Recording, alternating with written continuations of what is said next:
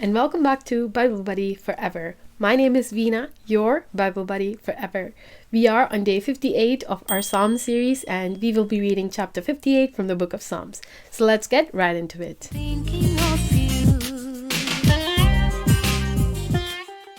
A prayer for God to punish the wicked. Do you rulers ever give a just decision? Do you judge all men fairly?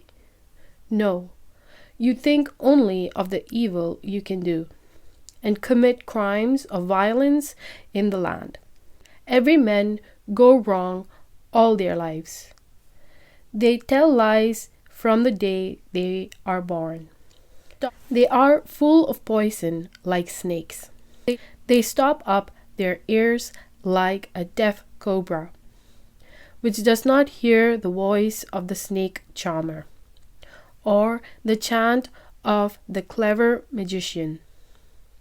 Break the teeth of these fierce lions, O God. May they disappear like water draining away. May they be crushed like weeds on a path. May they be like snails that dissolve into slime. May they be like a baby born dead that never sees the light. Before they know it, they are cut down like weeds. In his fierce anger, God will blow them away while they are still living. The righteous will be glad when they see sinners punished. They will wade through the blood of the wicked. People will say, "The righteous are indeed rewarded. There is indeed a God who judges the world." Let's think about the psalm that we just read. So we can see that chapter 58 is a prayer that a man who has been destroyed by a wicked man's action is basically praying to God and asking God to show justice towards him, because he's been a righteous man and he has been, destroyed by this wicked man's action. In this day and age, I think one thing that I can get from this psalm is that for us to focus on our justice and plead to God about our justice, talk to God about what the other person has done wrong to you, and just kind of talk to God and ask God to show you justice and to show you that patience to be able to hold on until that day that God shows grace. It is best for us to not wish bad for our evil doers. It is best for us not to pray for something bad to happen for the other person that has wronged you. Especially after Jesus came, he said that, forgive your enemies and move on. Your life is something that you need to focus on the positives instead of the negatives. Yes, something has happened that the other person has caused pain to you, but it's better for us to focus on the positive. So I would say at the end, one thing that we can focus on in this prayer is the verse that says, "The righteous will be glad when they see sinners punished. They will wade through the blood of the wicked. People will say the righteous are indeed rewarded, and there is indeed a God who judges the world." So basically, this is verse 10 and 11. And these are the words that are giving us some hope, especially hope for people who have gone through a lot of negative things. So this is the kind of prayer that we can use to, kind of plead with God and ask God to help us in our times of trouble. We can definitely go and talk to God and ask God, "Can you please look at my case, and I plead and I cannot wait for the day that you will show justice and mercy," while praying for your case. Let's focus on that, right?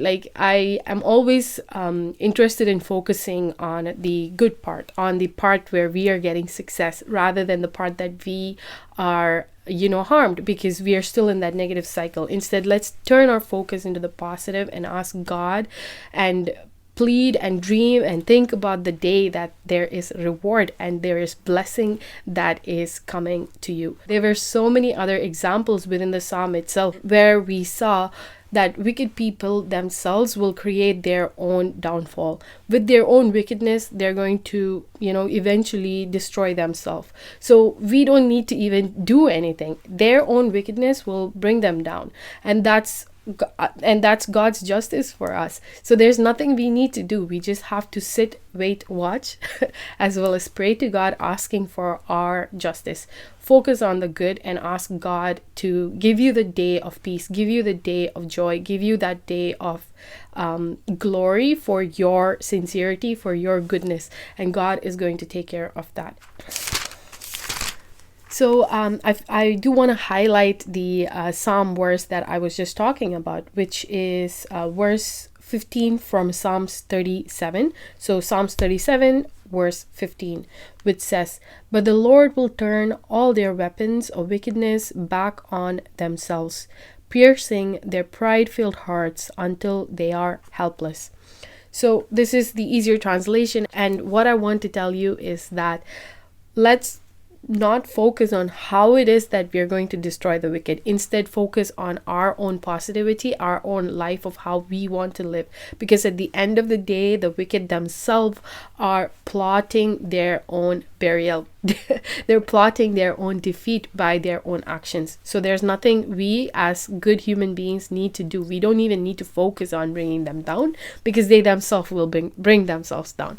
It's just the law of what God has for us good people on earth. It might take some time because God is being patient with them and asking them to change. But if they're not going to change, their own wickedness will destroy them. So what I want to say is that let's focus on how it is that we want our life to be.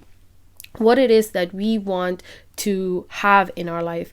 If we have destruction because somebody has stolen our money and somebody has done something unjust towards us, how can we focus on our life where we can make more money? That stolen money is not even a big deal in your life, that you've lost something, or that unjust part of thing is not even your concern. You just want to focus on how it is that you want your life to be. How can it not be a problem? How can it not be a problem in my life? Let me focus on what it is that I can do in order for me to make my life a better life. That's something that you can think about. So yes, I will leave you with this. Thank you so much for joining. I do apologize for posting today's video a little late. I've been a little sick, as well as a lot of things going on in my life. So I do apologize for posting this super late, but I will try to keep up with this from tomorrow. Thank you so much for being patient, and thank you for watching. I hope you have a beautiful day. Take care, and I'll see you tomorrow. Bye.